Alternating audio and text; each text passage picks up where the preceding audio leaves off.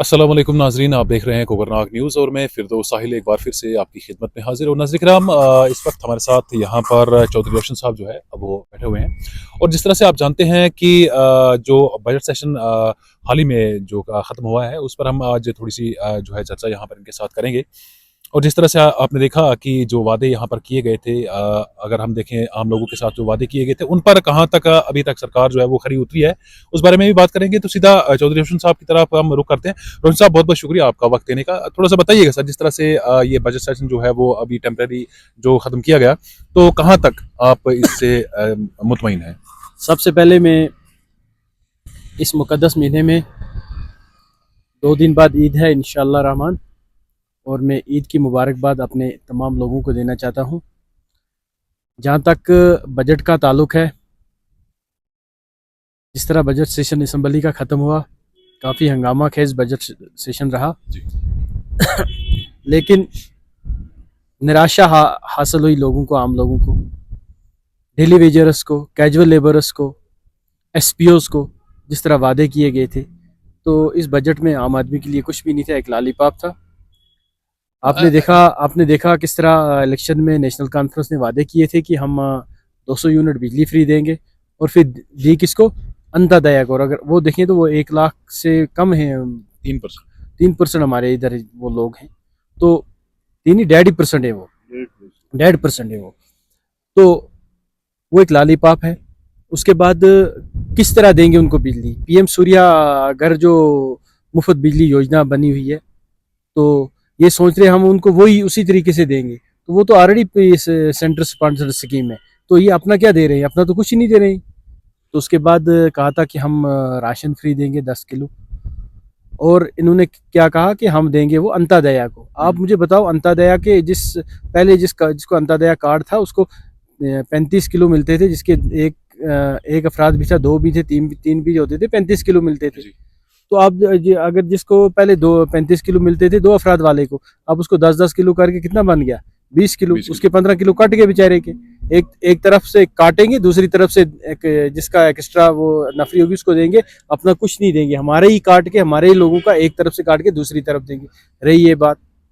तो तीसरी बात थी, जिस तरह इन्होंने कहा था कि हम डेली वेजर्स को पक्का करेंगे, एसपीओज़ को हम पक्का करेंगे।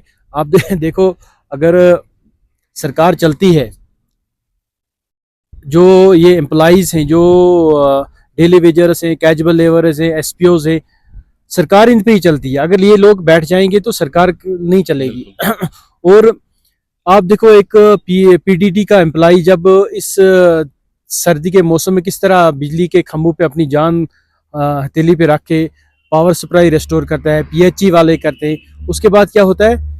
वो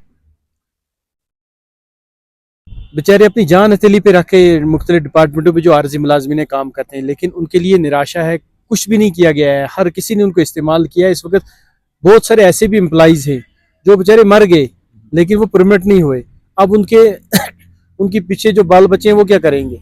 तो सरकार को एक वाज़ेह पॉलिसी लानी चाहिए उनके लिए, जो उन्होंने वादा किया था इलेक्शन में।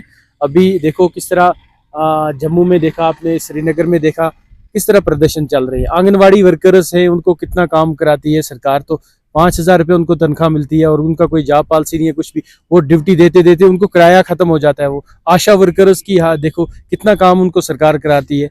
उन आप देखो एसपीओज जो जानों की कुर्बानी देते हैं। तो आपके कहने का मतलब ये है कि कोई भी वादा पूरा नहीं हुआ? कुछ भी नहीं हुआ, लॉलीपॉप था, लोगों को निराशा हुई। सब आपने डेली वेजर्स की बात आपने कही, तो उन्होंने कहा कि हम इसके लिए एक कमेटी जो है वो बनाएंगे। देखो कमेटी जब राथर साहब खजाना के मंत्री थे, जब नेशनल कॉन्फ्रेंस की पहले सरकार थी उस वक्त भी बनी थी। फिर पीडीपी जब मुफ्ती साहब वज़ीर आला बने तब भी कमेटी बनी। कमेटियां बनती रहती है, कमेटियां बन के कमेटी का हल क्या निकला? ये तो एक सिर्फ है, कमेटी बन गई 6 महीने के लिए, तो 6 महीने उनको लॉलीपॉप दिखा दिया, तो 6 महीने के बाद कहीं ना कुछ भी नहीं होगा। कि ये सिर्फ एक बहकाव है, लोगों को अटेंशन डाइवर्ट करने की बात। एसटी मोर्चा के प्रेसिडेंट आप यहाँ पे हैं, आप मुझे ये बताएं कि जिस तरह से लोगों के साथ यहाँ पे वादे किए गए थे कि बिजली उनको 200 यूनिट जो है वो फ्री मिलेंगे, और भी ये बहुत कुछ कहा था। राशन कार्ड का मसला जो है हाल ही में आपने देखा कि किस तरह से खड़ा हुआ, क्योंकि जो नए राशन कार्ड देने थे उसके लिए कोटा नहीं था। उन्होंने कहा कि जो पिछले राशन कार्ड दिए हैं उनमें से आप कहीं से वहाँ से कट करें और यहाँ पर नए राशन कार्ड डालें।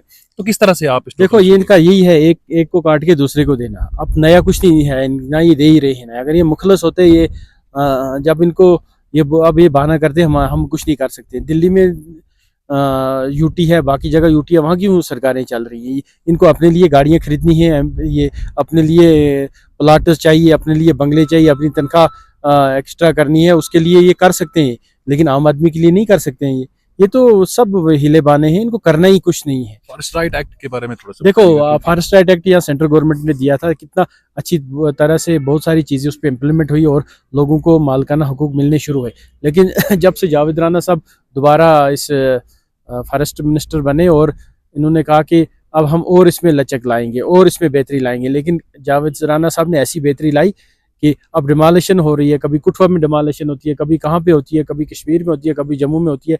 तो मंत्री जी का काम है ना नोटिस लेना कि क्यों डिमोलिशन हो रही है, क्यों इन नोमैडिक को सताया जा रहा है, क्यों इनको बेघर किया जा रहा है। तो मंत्री का हक बनता है, मंत्री का काम है, उसका महकमा है, वो टस से मस नहीं हो रहे हैं, पूछ नहीं रहे हैं किसी को।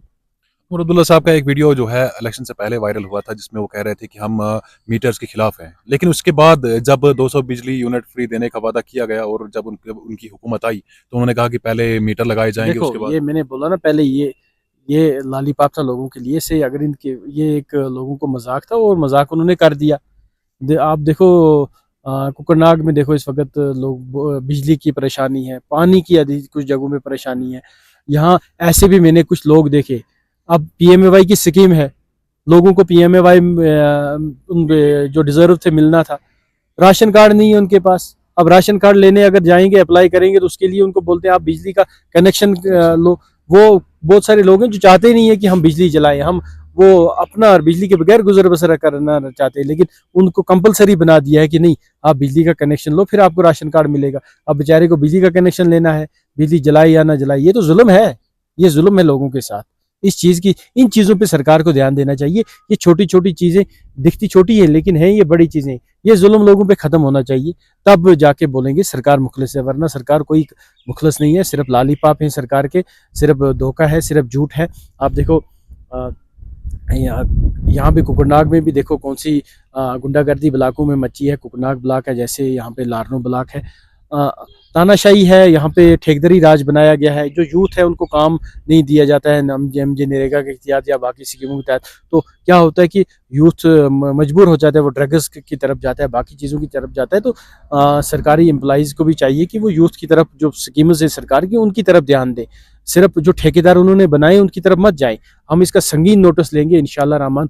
अगर अब ये माली साल तो ख़त्म हुआ, आने वाले माली साल में हम ऐसी कोई भी गड़बड़ यहाँ पे नहीं होने देंगे। और जिस किसी के वहम गुमान में ये होगा कि हम यहाँ करप्शन करेंगे या हम गड़बड़ करेंगे, जो भी रूरल डेवलपमेंट के ब्लॉक पे कब्जा करेंगे, वहाँ हम खुद अपना सिस्टम चलाएंगे, ये चीज़ें हम यहाँ पे होने नहीं देंगे। और भारतीय जनता पार्टी कुकरनाग इस पे पूरी तरह नज़र गुजर रखे हुए है और इंशाल्लाह रहमान हम इस पे बारीकबीनी से काम करेंगे। शुक्रिया बहुत बहुत। रोशन साहब हमारे साथ बीजेपी एसटी मोर्चा, और इनका कहना था कि जिस तरह सरकार बनी थी, जो लोगों को ख्वाब दिखाए गए थे वो अभी तक पूरे नहीं हुए। हम सिर्फ उम्मीद कर सकते हैं कि जिस तरह से यहाँ पर कहा गया था कि बिजली राशन वगैरह जो है फ्री दिया जाएगा, सिर्फ उम्मीद पर दुनिया टिकी है और हम भी उसी तरह से उम्मीद लगाए बैठे हैं।